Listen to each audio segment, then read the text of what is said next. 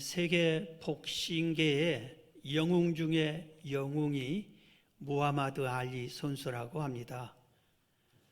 이 선수는 올림픽 헤비급에서 금메달을 땄습니다. 그리고 프로로 전향한 후에는 세계 헤비급 챔피언을 3번이나 쟁취했습니다. 그는 100년에 한 번 나올까 말까 하는 이 복싱 선수다, 이렇게 사람들이 얘기를 합니다. 그런데 그가 유명한 말을 많이 했어요. 선수와 싸우기 전에 내가 당신을 몇 해에 KO시키겠다. 그러면 실제로 그 해에 KO시키는 경우가 많았습니다. 나비처럼 날아가서 벌처럼 쏘아버리겠다. 그렇게 하면서 실제로 아주 가볍게 몸을 놀리다가 주먹을 때릴 때는 강펀치를 날리는 그런 선수였습니다. 1996년 미국 애틀랜타에서 올림픽을 했습니다. 그때 성화 최종 주자가 돼서 이 성화봉에 불을 붙이는데, 그때는 이미 나이도 많이 들고 파킨스 병이 옮겨와서 손을 부들부들 떨면서 이 성화봉에 불을 붙였는데, 이게 전 세계에 알려지면서 아주 유명한 그런 선수로서 다시 각인이 됐습니다. 그런데 이 영웅 중에 영웅이라고 하는 이 선수도 일생에 5번이나 패했습니다. 61전 56승 55패 5번이나 패했어요. 그런데 오늘 본문에 제가 소개하려고 하는 본문의 주인공인 다윗은 전쟁을 수없이 많이 전쟁을 했는데 한 번도 패한 적이 없어요. 패한 기록이 성경에 없습니다. 백전백승이요. 싸우러 나가면 언제나 승리를 했습니다. 다윗의 승전고를 우리가 보면은 목동 시절부터 있었어요. 그럼 베들레헴 목동이었습니다. 그런데 양들을 사나운 곰이나 사자들이 잡아먹으려 하면은 그들과 싸워서 이기고 양을 구해내는 일을 합니다. 소년 시절에 골리앗 장수하고 싸워서 이깁니다. 이 덕분에 갑자기 장군이 됩니다. 그런데 장군이 돼서 군사를 이끌고 수많은 나라 지역 싸우러 갈 때마다 언제나 승리합니다. 나중에 백성들에게 인기가 너무 있어가지고 사울왕이 이제는 죽이려고 합니다. 그런데 광야 시절 10여 년을 광야로 아주 험한 세월을 보냅니다. 그러고 나서 왕이 됩니다. 이 왕이 된 후에 그는 이스라엘을 또 나라를 확장을 시키는데, 서쪽은 블레셋을 물리치고 동쪽은 모압을 물리치고 북쪽은 소바와 아람 지역을 많은 지역을 물리치고 남쪽으로는 에돔을 정복을 합니다. 그러니까 이스라엘은 이런 나라가 있는데 동서남북 사방에 둘러싸이는 모든 강한 나라, 모든 나라들을 다 물리쳐 이겨버린 겁니다. 예를 들어서 우리나라로 비유한다면 일본과 싸워 이기고 중국과 싸워 이기고 러시아와 싸워 이기고 미국과 싸워서 이기고 그렇다 이겁니다. 그래서 우리가 한 가지 생각해 보겠어요. 왜 아주 이 다윗에게 승리를 주었을까 이겁니다. 그가 물리친 나라들을 보면은 보통 나라들이 아닙니다. 블레셋을 보면은, 블레셋은 오늘 본문 역대상 18장 1절에 소개하겠어요. 그 후에 다윗이 블레셋 사람들을 쳐서 항복을 받아내되, 블레셋을 쳐서 항복을 받고 블레셋 사람들의 손에서 가드와 그 동네를 빼앗았다 그랬어요. 이 블레셋이라는 나라는 가나안 땅의 토주대감이에요. 그래서 12지파에게 땅을 분배해 줄 때 그거 몰아내지 못합니다. 차지하지 못합니다. 너무나 강해서 그 땅을 차지하지 못합니다. 사사시대부터 이스라엘을 얼마나 괴롭혔는지 모릅니다. 삼손도 그 블레셋을 이기지 못했습니다. 골리앗의 나라입니다. 이스라엘의 초대왕 사울 왕이 결국은 이 블레셋과 싸우다가 전투에서 전사하고 맙니다. 이렇게 이 블레셋은 강한 나라입니다. 그런데 다윗이 왕이 된 후에 군대를 데리고 가서 블레셋을 쳐서 정복을 하고 항복을 받아냅니다. 블레셋의 대도시 가드, 가사, 아스돗, 아스글론, 에그론 이런 모든 도시를 다 점령해버립니다. 우리나라 말하면 서울, 부산, 대구, 대전, 광주 이런 지역을 전부 다 점령해서 완전히 자기 이곳으로 만들어 버립니다. 이렇게 승리를 크게 합니다. 모압 지역은 또 어떻습니까? 동쪽에 모압이 있었어요. 이 모압은 오늘 역대상 15장 2절에 보면 또 모압을 치매 모압 사람이 다윗의 종이 되어 조공을 바치니라 했어요. 모압을 쳐서 아예 종으로 만들어버리고 매년 좋은 것을 바치게 합니다. 우리나라가 일본에게 빼앗겼을 때 우리나라에 좋은 것을 전부 다 일본이 빼앗아갔어요. 그것처럼 다윗이 모압을 점령하고 좋은 것을 다 조공으로 바치게끔 그렇게 했습니다. 이 모압은 아브라함의 조카 롯의 후손들입니다. 롯이 아브라함에 의해서 그리고 롯이 하나님을 믿는 사람이었습니다. 그런데도 불구하고 이 모압 족속은 하나님을 섬기지 않았어요. 그들은 전쟁의 신이요 불의의 신이라고 하는 금옷으라고 하는 우상을 섬겼는데 무슨 짓을 하냐면은 거기다가 소와 양이나 재물을 갖다 바쳐야 되는데 사람 어린아이를 잡아서 죽여서 그걸 사람을 제물로 바치는 그런 악한 짓을 한 족속이 이 모압 족속이었습니다. 그래서 하나님이 얼마나 싫어했겠어요. 그래서 다윗이 가서 그 나라를 점령해버리고 아예 그냥 종으로 만들어버리고 조공을 바치게 합니다. 아람 도시 국가들을 점령했어요. 소바, 다메섹, 에돔, 모압, 암몬, 아말렉 이런 모든 나라들을 다 공격해서 다 물리칩니다. 다윗은 언제나 승리만 했어요. 패배한 적이 없어요. 이스라엘의 나라가 주변에 어떤 강대국이 있는지 몰라도 그 강대국들을 다윗이 가면은 반드시 물리치고 승리를 했습니다. 실패한 적이 없었어요. 전쟁에서 패해본 적이 없어요. 미국이 지금 세계 최강대국이잖아요. 아직도. 그런데 미국이 월남전에서 베트남 전쟁에서 어떻게 했어요? 15년이나 싸웠는데 결국 미국이 졌다고 그러잖아요. 미국이라는 나라도 전쟁에서 질 수가 있고 지는 경우도 있어요. 그런데 다윗이 통치한 이스라엘 나라는 그리 크지 않습니다. 작은 나라입니다. 그럼에도 불구하고 주변의 강대국들을 모조리 싹쓸이 전쟁에 나가서 싸워서 이기고 승리를 해버립니다. 원인이 뭘까?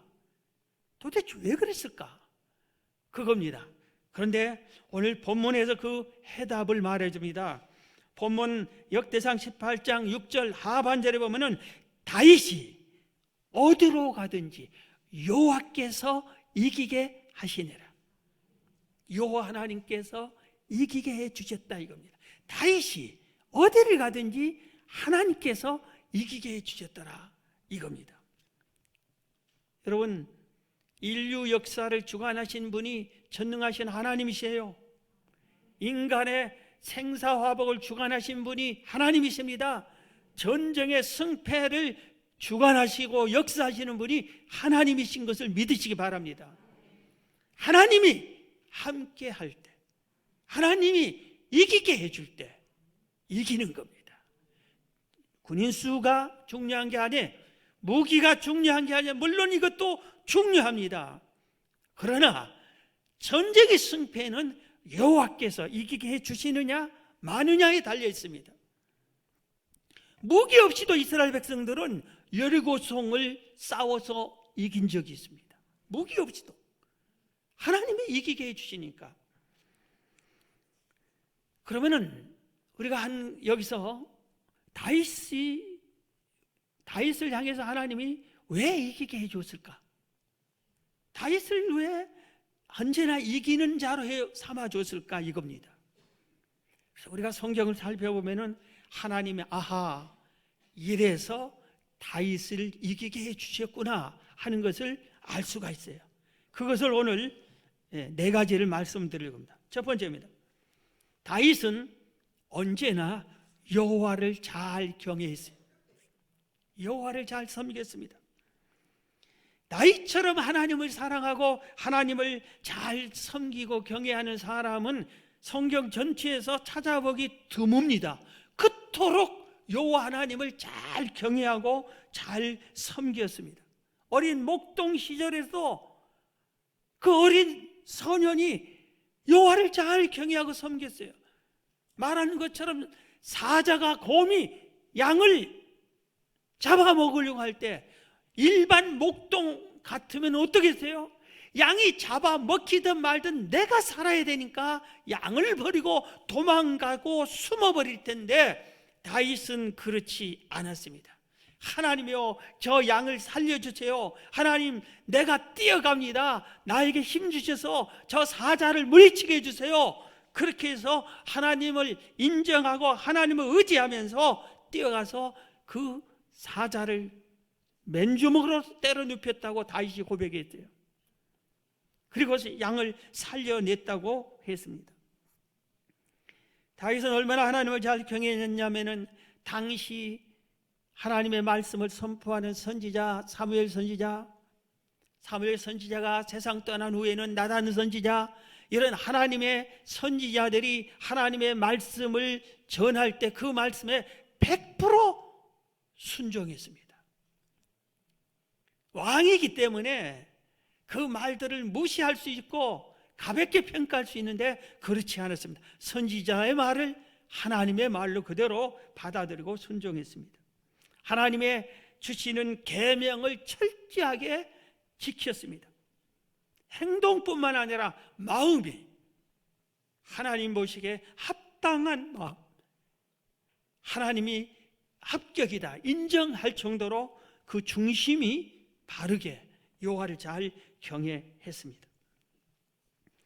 그래서 그 마음 속에 언제나 이런 것이 있었어요. 어떻게 하면 하나님을 기쁘시게 할까? 어떻게 하면 하나님께 영광 돌릴까? 이런 마음으로 항상 가득 차 있었어요. 목동 때도, 장군일 때도, 왕일 때도 항상 어떻게 하면 하나님께 영광 돌릴까? 하나님을 기쁘게 하는 게 뭐지?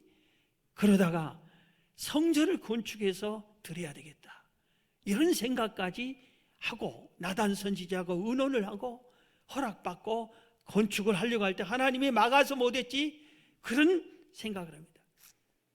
여호와의 언약궤를, 방치된 언약궤를 모셔오는 일에 사울왕이 40년 동안, 그리고 사사시대 모든 사람들이 무려 70년 가까이 방치된 여호와의 궤를 다윗은 어떻게 하면 하나님을 귀하게 여기고 기쁘게 할까?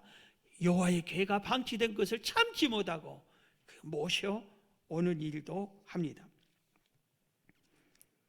그는 언제나 하나님을 의지했고 하나님과 동행을 했고, 전쟁할 때도 하나님이 전쟁 싸울까요? 말까요? 하나님의 뜻을 물어서 이렇게 하나님과 동행했어요. 여호와를 경외한다는, 가장 잘 경외하는 것은 하나님과 동행하는 겁니다.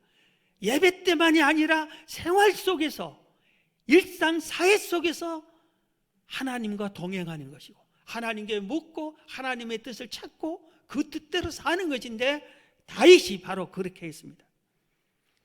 성경 시편 128편 1절에 이런 말씀이 있습니다. 여호와를 경외하며 그의 길을 걷는 자마다 복이 있도다. 여호와를 경외하며 그의 길을 걷는 자마다 복이 있도다. 내가 내 손이 수고한 대로 먹을 것이라 내가 복되고 형통하리로다. 여호와를 경외하는 자에게 네 손으로 한 모든 것이 복될 것이다. 내가 형통할 것이다. 여호와를 경외하는 자에게 그랬습니다. 사랑하는 성도 여러분, 여호와 하나님을 어떻게 경외합니까? 주일날만 경외합니까? 예배 드릴 때만 섬깁니까? 생활 속에서도, 가정에서도, 직장에서도, 사회에서도 나이처럼 여호와를 잘 경외하시기를 주의 이름으로 축원합니다. 두 번째, 광야 연단을 잘 통과했습니다. 하나님은 아무나 들어 사용하고 아무나 이렇게 전쟁에서 이기게 은혜를 베풀어주고, 그게 아니라 하나님이 사용할 때는 연단을 통해서 완전히 쓸만한 그릇으로 다듬어서 사용해주고, 이 연단이 항상 수시로 있습니다. 광야로 하나님이 내몰았습니다. 다윗을 크게 쓰기 전에 연단을 시킨 겁니다. 사울 왕이 다윗을 죽이려고 하니까 할 수 없이 도망갑니다. 그래서 광야에서 숨습니다. 광야는 너무나 힘든 곳입니다. 깊은 구렁텅이 속에 빠진 것과 똑같습니다. 밤은 너무나 춥습니다. 낮은 너무나 뜨거운 때약볕입니다. 그렇기 때문에 나무도 살지 못하고 풀도 살지 못하는 곳이 광야입니다. 거기는 사람이 살지 못하게, 사람이 없기 때문에 대화할 상대가 없어요. 그러니까 너무나 고독한 곳입니다. 외로운 곳입니다. 쓸쓸한 곳이에요. 의지할 곳이 없어요. 이 광야에 오래 있다 보면은 자연히 속이 우라통이 터지고 분노가 터질 수밖에 없는 게 이 광야입니다. 그런데 다윗은 이 광야에서 지명수배자가 돼서 왕이 수천 명 군사를 데리고 쫓아오고 이럴 때 이 과정을 겪으면서도, 이 광야 같은 생활, 이 광야에서 10년이 넘게 살면서도 하나님 원망하지 않았어요. 내가 하나님 얼마나 잘 섬겼습니까? 얼마나 잘 경외했습니까? 하나님이요, 왜 나를 이렇게 고통스럽게 놔주고 이게 사람 살 짓입니까? 왜 나를 이렇습니까? 하고 원망이 나올 수밖에 없는 곳이 광야예요.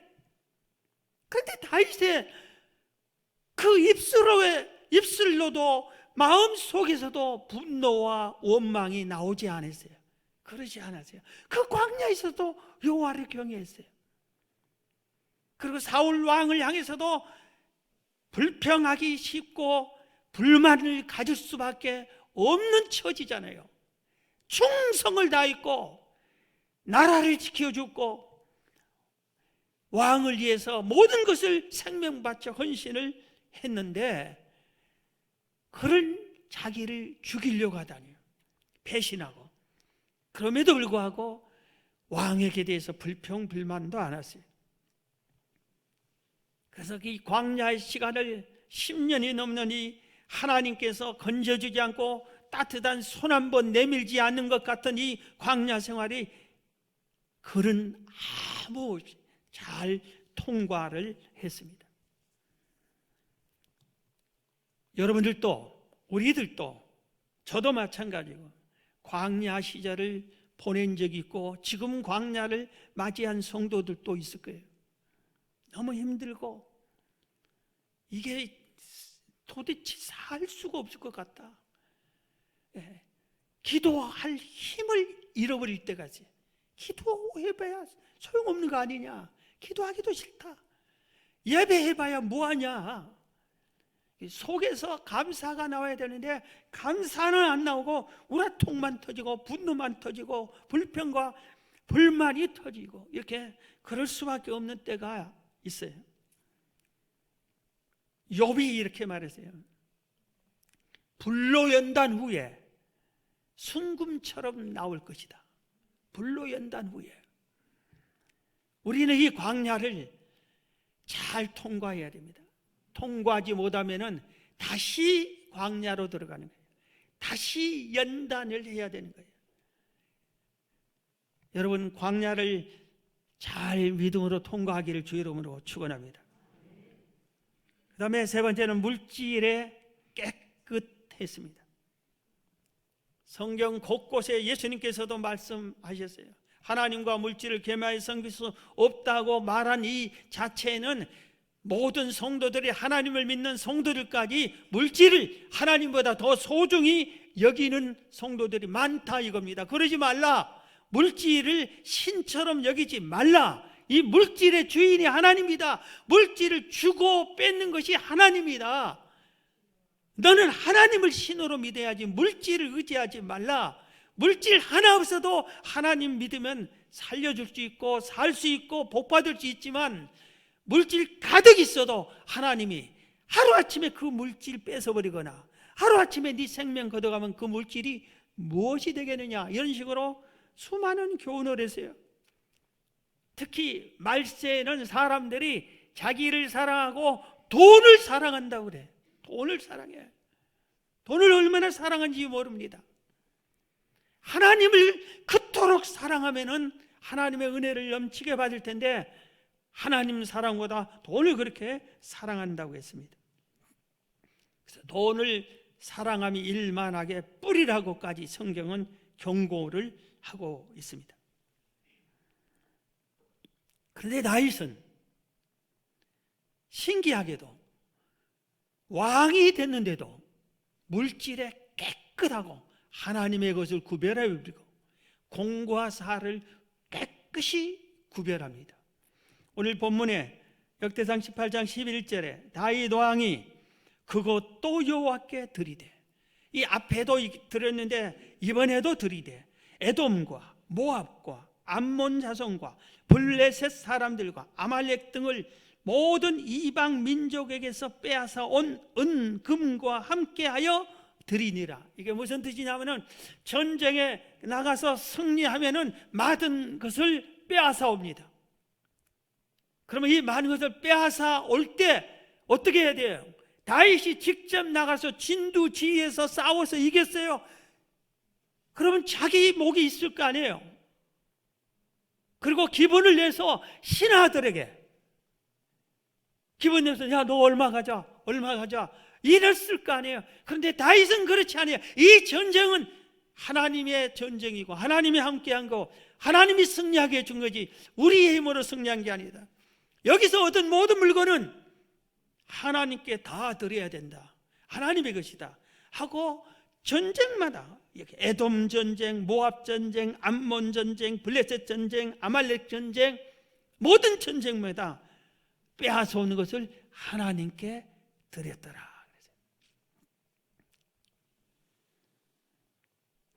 그래서 다윗에게 하나님께서 물질이 깨끗한 사람에게 물질을 맡기는 거예요. 40년 왕노릇하는데 엄청난 물질의 복을 다윗에게 개인적으로도 하나님이 주셨습니다. 그 액수를 우리가 성경에 기록이 돼서 알 수 있어요. 다윗은 그 물질의 복을 받은 그것을 하나님은 성전 건축하는데 사용하려고 했는데, 자기를 위해서 사용한 게 아니라 하나님께 사용하려는데 하나님이 하지 말라고 그럽니다. 그러니까 그걸 자기가 사용하고 또는 자식들에게 물려주고 그러지 않았어요.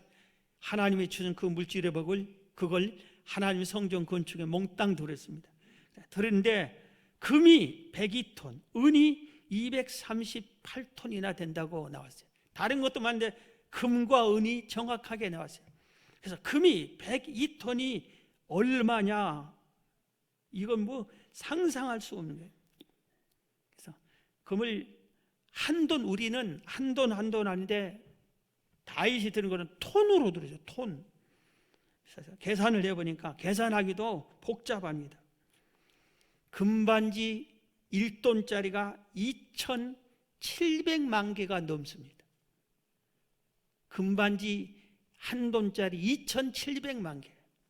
하나를 우리는 금반지 애들 100일에 한두 개 받으면 그걸 가지고 있다 팔기도 하고 한두 개 하는데 2,700만 개, 우리나라 전 인구 절반 이상을 죽어도 남을 정도로 그렇게 하나님께 드리는 물질의 복을 받았다 이겁니다. 그걸 하나님께 드렸습니다. 물질에 깨끗해서요. 물질의 욕심을 지우세요. 버리세요. 물질 욕심 있는 순간부터 우리의 마음이 욕심으로 가득 차요. 욕심이 잉태하면 죄를 낳게 돼요. 죄가 장성하면 사망을 하는 거예요. 이 물질이 하나님을 잘 섬기는데 우리를 너무나 많이 방해를 하고, 말세가 될수록 물질에 대한 집착이 더 강해져요. 사는 것은 옛날보다 잘 먹고 더 잘 산데도 물질에 대해서 혈안이 더 되고, 여러분 다윗처럼 물질에 깨끗하시기를 주의 이름으로 축원합니다. 네 번째입니다. 마지막 네 번째는 하나님의 권능을 믿었습니다. 전쟁에서 가장 중요한 것이 뭐냐면은 우리가 이번에 이 전쟁에서 반드시 이긴다는 확신을 가진 거예요.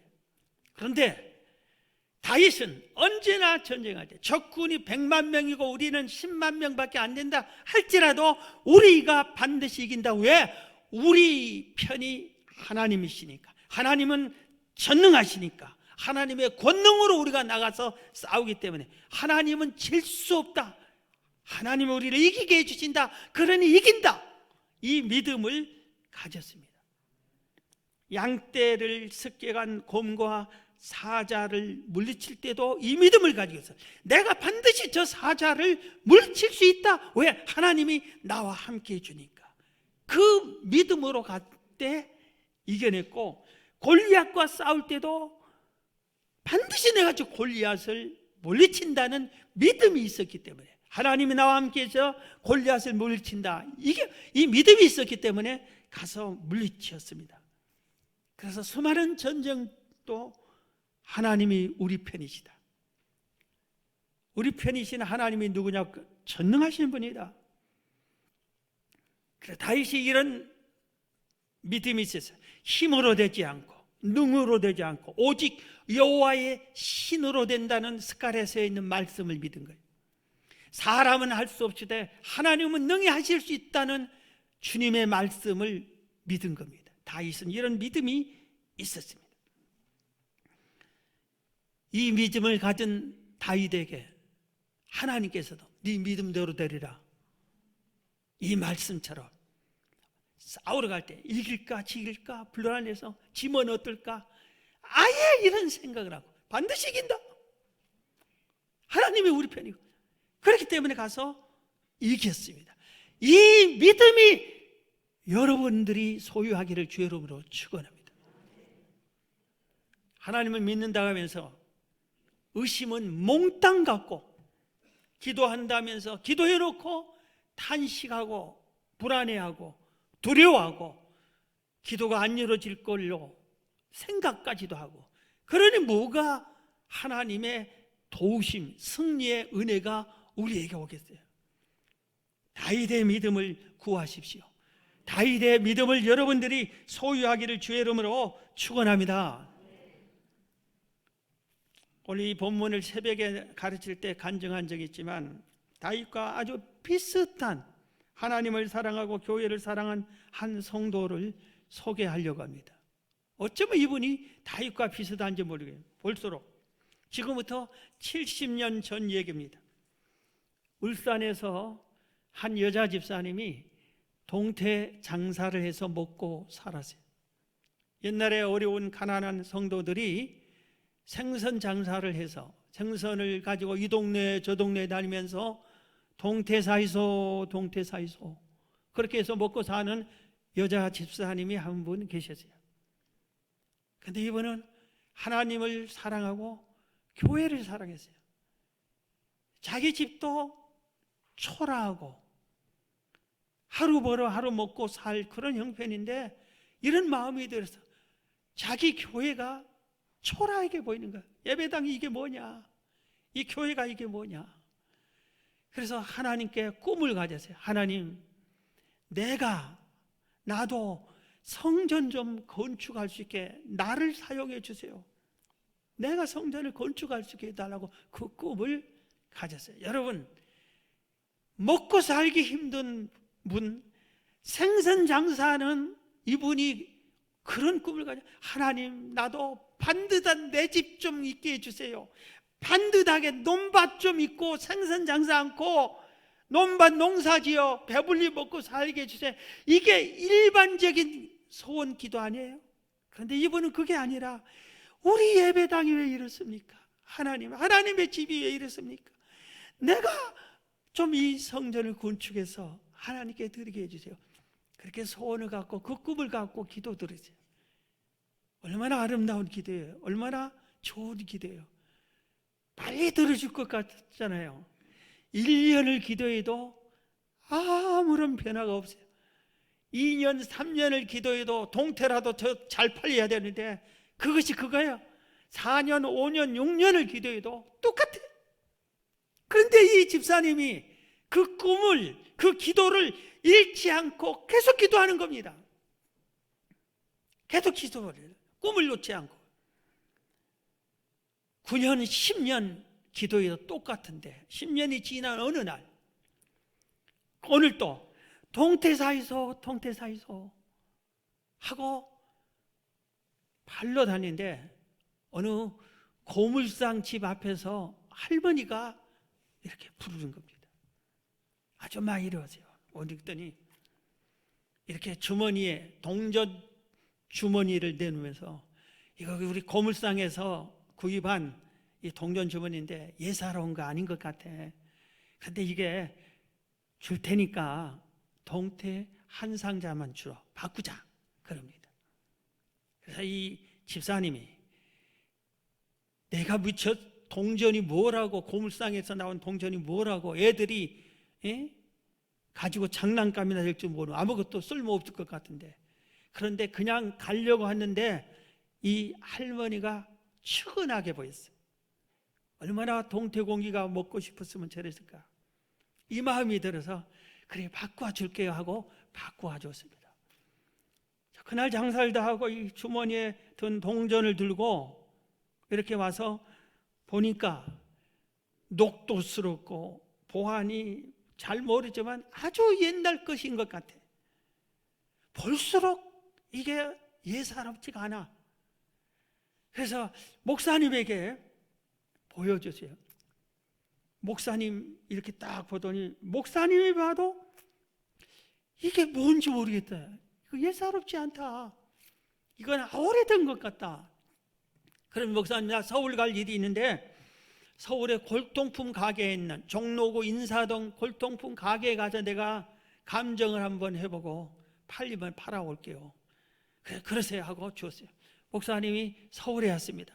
종로구 인사동의 골동품 가게에 가서 이것을 딱 내놓고 이것 좀 감정 좀 해달라고, 이게 뭐냐고, 값어치는 얼마나 되냐고 이렇게 물고 내놨더니 골동품 가게 사장님이 딱 보더니 갑자기 이렇게 말했어요. 10만 원 줄게요 그랬습니다. 그래서 목사님이 깜짝 놀랐어요. 여러분, 70년 전에 10만 원이 얼마나 큰 돈이냐면 70년 전에 근로자 하루 삭시 2, 3천 원이었어요. 한 달 월급이, 근로자 한 달 월급이 2, 3천 원이에요. 내가 고등학교 가출하고 첫 월급일 받았는데 그때 나도 2, 3천, 몇 천만 원, 몇 천 원을 받았어요. 월급이. 그러니까 그게 실감이 나겠죠. 엄청난 돈이에요. 동태 한 것 그거 얼마 안 주고 그냥 10만 원을 주겠다고. 그런데 이 목사님이 지혜로운 분이에요. 그래서 안 되겠다, 다른 데 가서도 한번 물어봐야 돼, 이런 생각 들고, 사실 이건 내 것이 아니라 감정만 알아보려고 감정만 해온 거라고. 그러면서 주섬주섬 모아서 주머니에 넣고 나가려고 하니까 딱 붙잡습니다. 그러면서 뭐라고 그렇게 하냐면은 100만 원 줄게요. 목사님이 놀래가지고 다리가 우두들들 떨리는. 그런데 계속 흥정을 해가지고 얼마에 팔았냐면 600만 원을 받았어요. 목사님 그걸 들고 와서 집사님에게 600만 원을 줬어요. 자, 여러분, 한 달 월급이 2, 3천 원인 때에 600만 원이라는 거금이 돌아. 그럼 600만 원이 내게 딱 들어오면 여러분 어떤 생각이 들 것이에요? 이제 나도 반듯한 내 집 짓고 논도 사고 밭도 사고 산도 사고, 이제 내 신세 피었다, 그럴 거 아니에요. 그런데 이 집사님이 그러지 않으세요. 그 자리에서 목사님, 하나님이 내 기도를 10년 동안 했던 기도를 들어준 것 같습니다. 300만 원을 성전 세우는데 바쳤습니다. 그래서 반듯하게 예배당에 세웠어요. 그리고 이분이 얼마나 착했는지 하나님의 돈을 줄 수밖에 없는 거예요. 100만 원을 떼가, 나머지 300만 원에서 100만 원을 떼가지고 그 골통품 할머니에게 100만 원을 드렸어요. 이분이 정상적인 거래를 했기 때문에 하나도 안 줘도 되잖아요. 이 골통품 할머니가 몰라서 그랬다, 이분 때문에 얘기했다. 그리고 100만 원을 줬죠. 200만 원 남았잖아요. 그러면 이제 자기도 집 사고 논 사고 밭 사고 그래야 되나? 그러지 않았어요.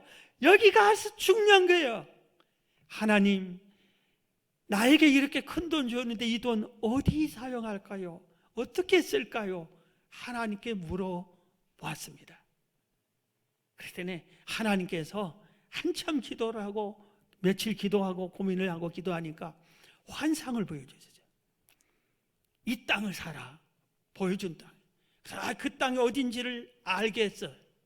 그런데 그 땅이 어떤 땅이냐면은 바닷가에 이 자갈 모래 투성이 땅으로 잡초가 무성하고 농사가 안 돼서 버려준 땅이에요. 농사가 지을 수 없는 땅에서 그 땅인데 그 땅을 하나님이 사라고 했기 때문에 그래서 그 땅을 샀습니다. 평당 300원에 5,000평을 샀습니다. 그래서 150만 원을 줬어요. 나머지 50만 원을 자기가 사용한 거예요. 600만 원 중에 나머지 50만 원. 세월이 흘렀어요. 이제 자기 집도 50만 원 가지고 반듯하게 짓고 마련하고 이렇게 사는데 어느 날 검은 세단 자동차 자가용이 싸고, 지금이야 세상 천지가 사방에 자가용이지만 60년 전에 자가용 있는 집이 누가 있어요? 딱 그랬더니 멋있는 신사를 몇 분이 딱 들어오더니 아주머니 갖고 있는 그 땅 우리한테 파세요 그럽니다. 사람들이 그 땅을 살 때 전부 다 비난을 했어요. 왜 저 쓸모없는 땅을 샀느냐, 당신 미쳤느냐, 줘도 안 했어요. 그 땅 가지고 그 돈 있으면은 논밭 사야지 다 비난을 했고 조롱을 했어요. 그런데 하나님이 보여줬잖아요, 환상으로. 그런데 이분들이 딱 나타나더니 뭐라고 하냐면은 그 땅을 팔라고, 그때 150만 원 주고 샀는데 1천만 원을 주겠다고 그래요. 1천만 원. 그 다음에 이 집사님이 어때요? 경험이 있잖아요. 그래서 마음이 막 떨리는 거예요. 이거 150만 원 줬는데 1천만 원 준다고. 그래서 후들들 떨고 있는데도 안 판다고. 나중에 오더니 1억을 주겠다고. 1억을. 이분이 배짱이 두둑한 모양 같아요. 그러니까 큰 물질을 하나님께 주신 것 같아요. 그래도 안 판다고. 기도만 하고 안 판다고 그랬어요. 나중에 제가 새벽에는 액수까지 말했는데 그것을 이 간증을 읽어보면서 내가 검증해야 하는데 이 액수가 맞나 과연, 너무나 큰 액수니까.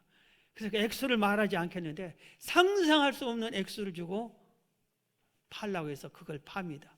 그 땅이 5,000평이 무슨 땅이냐, 60년 전에 현대 자동차 공장 부지를 정주영 씨가 다 사놓고 정문 입구에 바로 이 수출하려고 하는데 연결되는 그 입구의 땅이 2분 5천 평이라.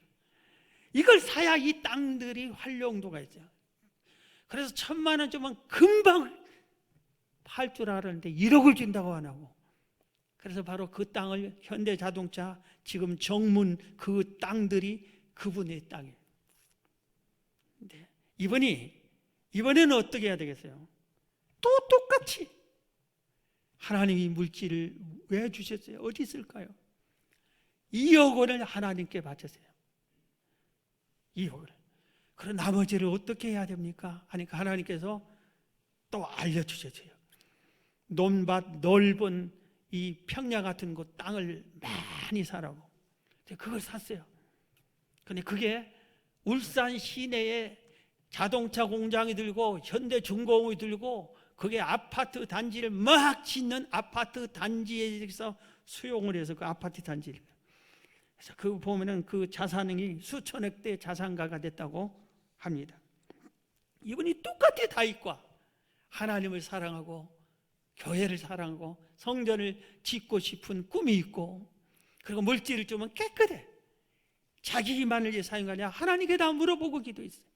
이런 삶을 살았습니다. 자, 여러분 하나님께서 언제나 이기게 하는 교회가 있습니다. 교회가 그게 우리 교회입니다. 할렐루야.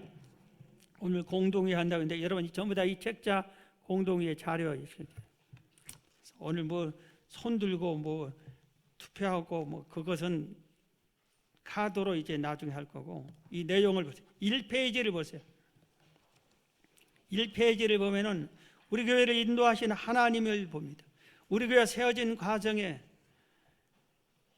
1979년 8월 5일 날 우리 교회 첫 설립 예배를 드렸습니다.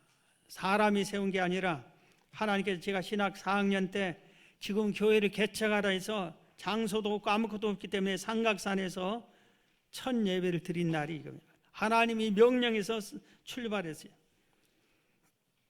나중에 서울의 북쪽으로 옮기라는 에스겔서 44장 1절에서 3절까지 그 내용을 주어서 그 말씀 보니까 북쪽이구나 우리 교회가. 그래서 강북구 본동으로 옮겼더니 하나님께서 상계동으로 가라고 동 이름을 알려주셨어요. 여러분 생각할 때 상계동 신시가지 하는데 천만의 말씀 신시가지 아무런 계획도 없었어요. 서울에서 상계동이 제일로 가난한 동네에 있어요. 그때 상계동과 봉천동 두 동이. 예비군 훈련 가면은 상계동에서 왔다면은 중대장들이 건들지를 않아서 왜 막가파식 군인들이 많아서 그럴 정도였어요. 한 번도 상계동에 있는 누구도 없고 들어본 적도 없어요. 상계동을 지나가서 예비군 훈련장에 향목으로 가서 강연하러 다니면서 버스 타고 지나간 적이 서너 번 됐어요. 그거 외에는 몰랐어요. 상계동으로 가서 상계동으로 어디로 가야 됩니까? 하나님께서 우리 교회도 환상을 건물 하나 보여줬어요. 그래서 옛날 첫 상가 건물이에요. 그래서 그걸 주인이 교회는 절대 안 준다고 하니까 하나님이 기도해야 하니까 유치원 한다고 맺으라고. 유치원 한다고 해가지고 거기서 우리가 85년 12월 1일 날 재창립했어요. 그 다음에 4번입니다. 97년 4월 10일 날 성전대지 이 본당 대지를 우리가 구입했어요. 이때 노원역 10번 출구 동양아파트 지금도 있어요. 이 동양아파트는 거기에 우여곡절 끝에 사기로 하고 거기를 갔는데 거기서 깜짝 놀랐어요. 왜? 이 땅을 내놓은 지 일주일도 안 됐고 아무에게도 알리지 않았고 자기 아파트 동양 부동산에만 연락이 했는데 어떻게 했느냐. 이것도 주택공사 땅이었어요. 주택공사에서 이걸 내놨어요. 그러니까 거기서 놀래요. 그래서 하나님이 역사한 거잖아요. 우리가 이걸 샀습니다. 나중에 이렇게 보면은 빌립보성 6번 보세요. 빌립보성 거기를 우리 교육관 부지를 구입했어요. 이때도 하나님께서 어느 부동산을 찾아가서 하라고 기도하는데, 이 기도팀에서 한 분이 와서 그 얘기를 해요. 그럼 당신이 가서 계약해라. 그랬더니 이 땅 주인하고, 교육관 땅 주인하고 이 부동산 주인하고 아는 친구 사이야. 이분이 얘기하고 부동산 이분이 설득하니까 팔겠다고, 그래서 산 거예요. 그 다음에 하나님께서 생명센터 건축하라고 나한테 응답이 와서, 땅만 나는 사주면 되는구나. 그리고 나는 건축 안 하겠다. 나는 원로가 되고 후임이 짓는 걸 옆에서 지켜만 보고 기도만 해주면 되겠다. 이런 생각을 했는데, 하나님께서 이 땅을 힘쓰고 있을 때 사게 했어요. 자, 여기 보면은 9번 2016년 2월 24일 가나안 땅 이 현 주차장 248평을 매입했어요. 그래서 우리가 580평이 됐어요. 그때 그 수영장의 주차장인데 수영장 주인이 이 땅을 팔 이유가 없어. 왜? 수영장 운영하려면 주차장이 있어야 되니까. 그런데 하나님의 역사였어요. 왜? 내놓을 수밖에 없어요. 그 집이 이혼하게 만들었어요. 이건 말이 좀 틀린 것 같아요. 하여튼 그 집이 이혼하게 돼서 이 땅 두 필지인데 한 필지는 장모님 이름으로 됐어요. 그러니까 재산을 정리하는데 이거 팔아야만 되게 돼 있어요. 그래서 할 수 없이 파는데, 기도하는데 또 기도 때 한 분이 가서 응답을 받고 그분에게 가서 쇼부를 받아 가서 샀습니다. 그런데 그 보세요, 밑에 현재 토지 시대 이 주차장은 지금 배나 올랐습니다. 이 교육관 땅은 4배나 올랐습니다. 이 본당 땅은 6배 가까이 올랐어요. 산 값에. 야, 하나님이 역사하셔서 우리 땅값만 200억 가까이 됩니다. 자, 그 밑에 보세요. 생명센터 건축에 대한 기도응답. 2010년 6월 10일입니다. 이걸 찾느라고 성경을 다 성경에 내가 기록해 놨거든. 새벽 3시 50분에 하나님께서 잠을 깨워서 기도를 시켜서 기도를 할 수밖에 없어서 기도하는데, 사무엘하 7장 1절에서 3절 말씀을 줍니다. 이 말씀이 무슨 말씀은, 다윗이 나단 선지자에게 성전 건축하겠다고 논의하는 상황. 성명 건축하라, 성전을 건축하라고 응답해 준 겁니다. 그래서 나는 땅만 사면 되는 줄 알고 그래야 되겠다고 건축을 내가 실어했어요. 건축하는 게 얼마나 힘들겠어요. 그래서 나답지 않게 미루고 계속해서 땅만 사놓고 미루고 있었는데, 한 분이 저한테 얘기를 했어요. 우리 당회원 중에 한 분이, 목사님이 건축하지 않으면 직무유기입니다. 그리고 나중에 건축하려면 10년, 20년 후에 될지 아무도 모릅니다. 이게 기분이 아주 나빠져요. 지가 뭔데 나한테 이렇게 직무유기라는 소리를 하는, 내가 얼마나 하나님께 충성을 하는데 자기가 하나님의 뭐야. 속으로는 그랬어요. 한 번도 그 말 얘기 안 했어요. 지금 처음 속에 있는 얘기는. 그런데 이 말이 없어져요. 난 그래도 땅 사는 것이 내 일이야. 다윗처럼. 그리고 후대가 와서 하면 되겠지. 하나님이 누가 후임을 줄지 모르지만 그 후임이 와서 하면 되겠지. 그런 생각을 하고 말하는데 이 말이 없어지지 않아요. 나를 막 괴롭혀. 몇 개월이 지난 후에 할 수 없이 엎드려 기도할 수밖에 없었어요. 그래서 청계산 기도원에 올라가서 일주일간 거기서 기도하는데 17년 5월 10일 날 실용적 성전으로 건축하라 그래요. 내가 핑계를 댔어요. 이 땅 사냐라고 부채가 그때는 50억이었어요. 50억이나 됩니다. 그런데 어떻게 그 땅 살려고도 헌금을 성도들이 많이들 했는데 어떻게 돈이 어디서 나 어떻게 합니까? 나는 못합니다. 그런데 실용적 성전 건축하라. 실용적 성전 건축이 건물에 지금 우리가 계획한 대로 3계층은 상가로 내놔라. 그래서 은행에서 교회 건축하면 융자를 안 줍니다. 은행에서 융자 안 주면 우리는 지울 수가 없습니다. 우리는 돈이 없기 때문에. 그런데 상가를 3계층을 짓고 나머지는 건축을 성전을 하겠다니까 은행에서 구두로 허락을 받았어. 그러면 융자 줄게. 본점에까지 연락을 해봤어요. 그러면 돼. 그래서 실용적 성전 건축을 한다고 공포를 교회에다 하고 이렇게 하는데 우리 건축 헌금도 작정해서 하고 이런 식으로 해 나가는데 추진이 잘 안 되고 나는 또 뒤로 빼고 싶었어요. 또 오살리 금식 기도원에서 또 기도할 때 성도들 힘써 건축하게 하라. 그리고 그의 연말에는 기도 제목을 3가지를 알려줬어요.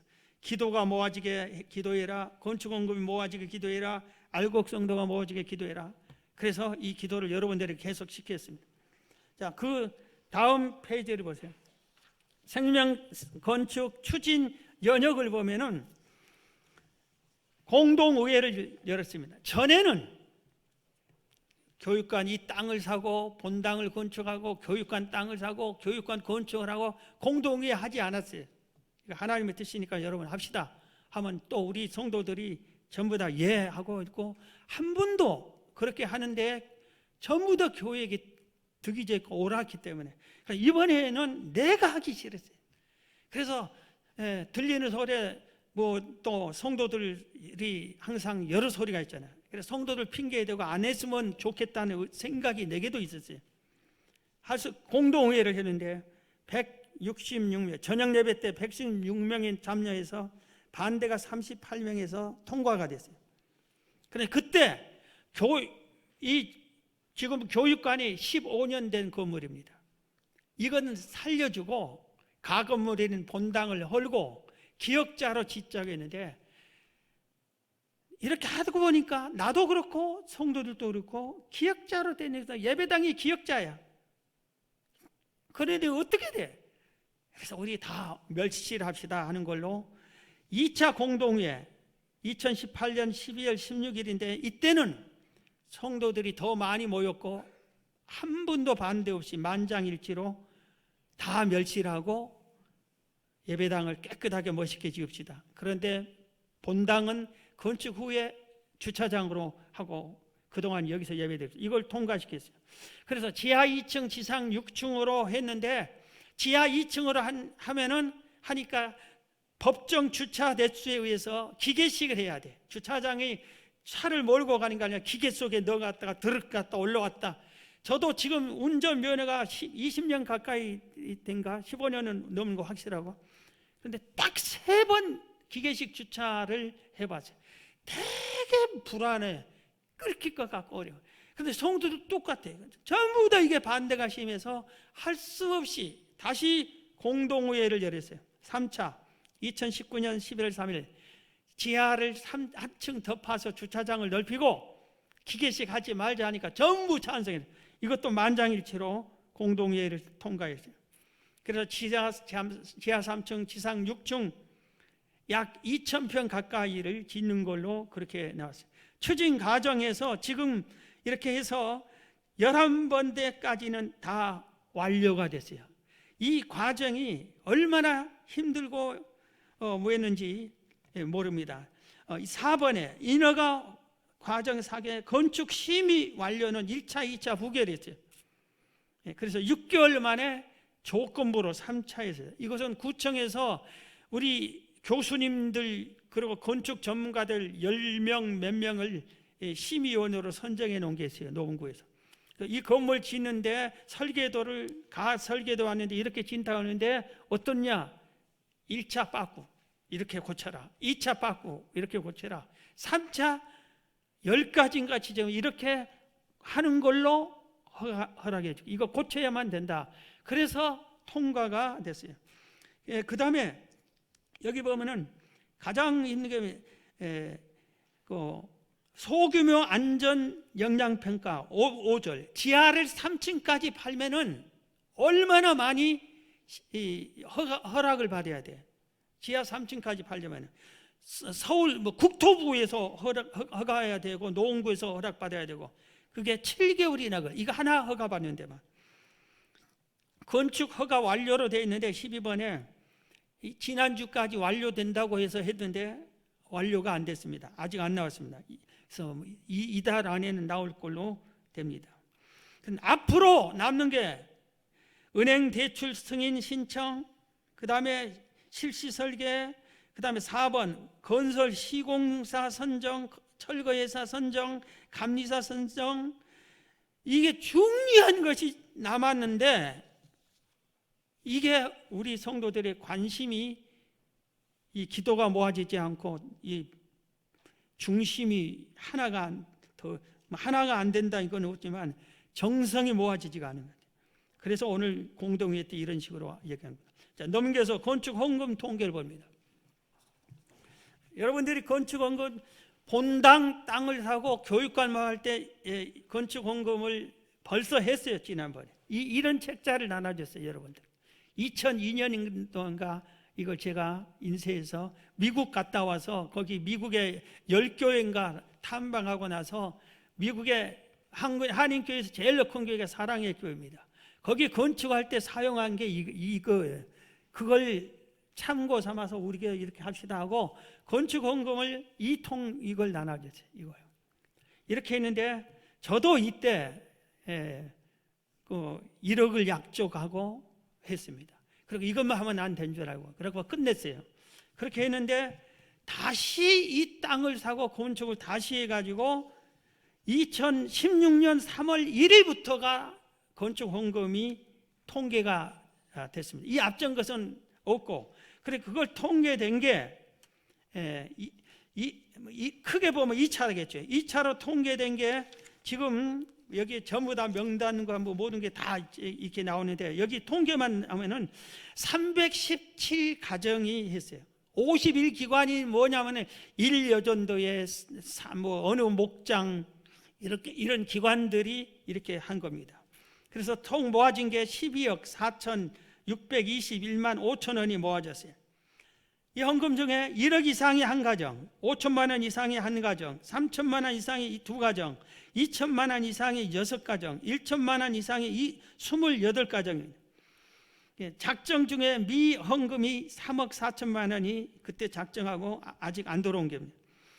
이 헌금 중에는 어린이들도 여러 명이 있습니다.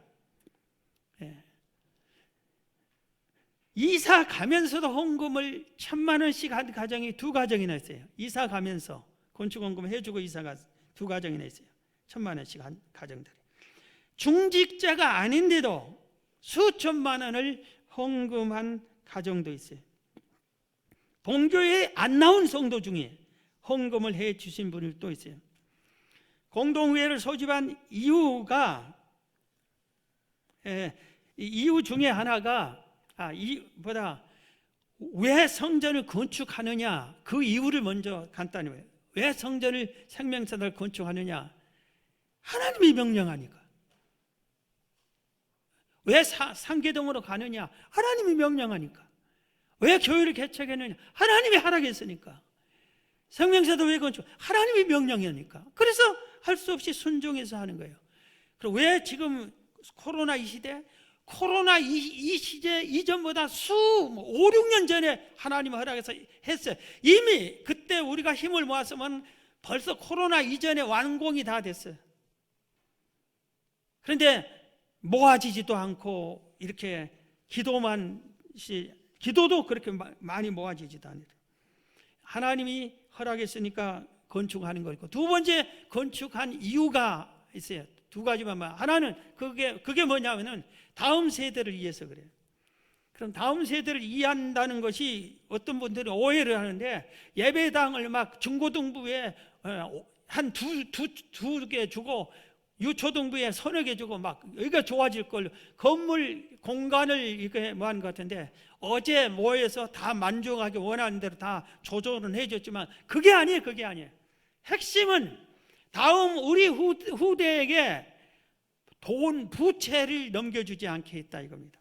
우리가 건축을 안 하면은 이 주차장 땅을 50억을 빌려서 샀기 때문에 48억 지금 남았는데 이걸 갚는데 48년 걸립니다. 우리가 아무리 전략해도 1억씩밖에 갚지 못해요. 그리고 1억씩 갚아본 적도 없어요. 몇 년 모아서 2억 갚은 것뿐이에요. 그래서 1억씩 갚는다 해도 48년이 걸려. 그런데 우리가 지금 생명센터 된 대로 딱 건축을 하면은 15년이면은 부채 싹 갚아버립니다. 새로 융자 받는 것, 융자를 다 받으면은 건축 공사비와 남은 48억과 합쳐도 예상이 약 130억 정도 은행 빚이 있게 돼요. 그럼 이 130억을 갚는데 15년이면 갚게 돼요. 예상이 돼요. 전부 다 예상이다. 그런데 왜 그러느냐? 이게 3계층에서 융자를 임대를 주면은 거기서 세를 받습니다. 이 3계층에서 받은 세를 가지고 130억에 대해 이자 갖고도 수천만 원이 남아요.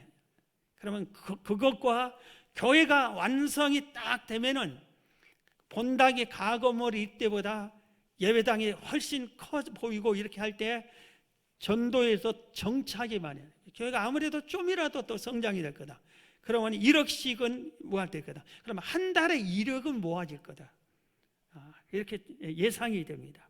계산상으로는 나오는데 그렇게 될 때 늦어도 15년 만에는, 그리고 성도 자동으로 이렇게 되어 가니까 후대에 부채를 주지 않고 너희들 열심히 신앙생활 잘하면은 이 부채는 자동으로 된다, 이런 차원입니다.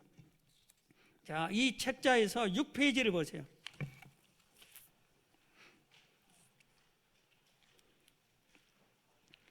교육관 멸실 본당 임시 신건물 준공 후 본당 멸실 건축 자금 수지표 아닙니다. 예상에 이대로 한 게 아니에요. 우리가 처음 했을 때 오른쪽에 맨 위에 보세요. 지출란에 1965평 곱하기 평당 500으로 잡으면 98억 정도, 약 100억 정도가 건축비로 든다 이겁니다. 그런데 이걸 처음에 하자고 했을 때는 400만 원이었어요, 평당. 그런데 500만 원 이렇게 지금 잡고 있는데, 어느 이제 한 몇 개월 전에 우리가 원하는 건축 회사에서 설계해주고 이렇게 했더니 600만 원 달래 지금. 그런데 우리는 500만 원 전후에서 하려고 하고, 그러면 당신하고 못한다, 우리는 찾아낼 거다, 이런 생각을 갖고, 어떻든 간에 이건 예상 2억인데 어떻든 100억 정도가 듭니다. 은행 왼편 맨 위에 보세요. 은행 대출이 83억을 대출 받을 수 있어요. 그런데 사실 이 땅값이 올라가지고 90억도 대출 받을 수 있어요. 더 받을 수 있어요. 왜? 이거 안 되면 땅 팔아서 이거 너희 빚 찾아가라, 얼마든지 할 수 있어요. 땅값이 확 올라가지고. 땅값이 왜 올랐는지 그 뒷면들을 보세요. 사진들을.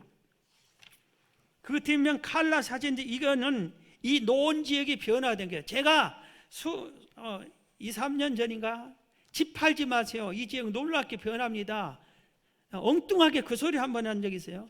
그런데 그로부터 우리 이 지역, 여러분이 더 잘하겠어요. 집값이 막 수억씩 팍팍 올라가 그랬죠. 왜 그냥 오르는 거예요? 이런 변화가 있기 때문에. 이 지역에 창동 부근하고 이게 면허 시험장 부근하고 놀랍게 변화가 됩니다. 거기에 뭐 70층까지 올라가기도 하고, 서울대 분원 바이오 산업 병원 이게 단지가 오는 게 확정이 돼서 체계를 다 됐고, 아이돌 그룹이 3개를 제패하는데 아이돌 그룹 공연장이 창동역 부근에 있고, 창동과 우리 노원역과 가는 데는 다리를 건너야 되는데 거기를 다 다리가 걸어서 다닐 수 있게끔 다리를 여러 개 더 놓습니다. 그래서 이 교회가 노원역이 창동역과 노원역의 핵심 단지가 됩니다. 그런데 우리 교회가 노원역의 바로 옆에 핵심입니다. 그래서 은행에서 융자 줄게, 융자, 그렇게 했어요. 지금 벌써 서류를 한 70정 정도를 서류를 은행에다 제출을 했습니다. 그런데 자, 이거 여러분 오늘 공동에 손들어 표 그거 안 씁니다. 이게 카드를 다음 주에 나눠줄 거예요. 그럼 이 카드에서 공동회 새로운 가구, 기도, 건축원금, 알곡성도 이것을 그때 설명해 주니까 여기다가 제출해 낸 사람이 동의하는 걸로 알고 그분 중심으로 해서 이렇게 키워나가면서 이렇게 하고, 안 내는 사람은 보류하다든지 반대하는 사람들을 그렇게 인식을 하고, 카드를 다음 주에 나눠주면 그걸 제출하는 걸로 해서 오늘 공동회도 이렇게 설명을 마치는 겁니다. 자, 여러분, 다윗처럼 어디나 이기게 하고 우리 교회를 어디나 이기게 하나님이 인도했어요. 확실해. 내 생명을 걸고 분명히 말합니다. 하나님이 인도했어요. 그렇기 때문에 여러분들이 믿음을 가지고 여러분들도 반드시 이 일에 함께 협력하셔서 하나님께 영광 돌리는 여러분 되길 주의 이름으로 축원합니다.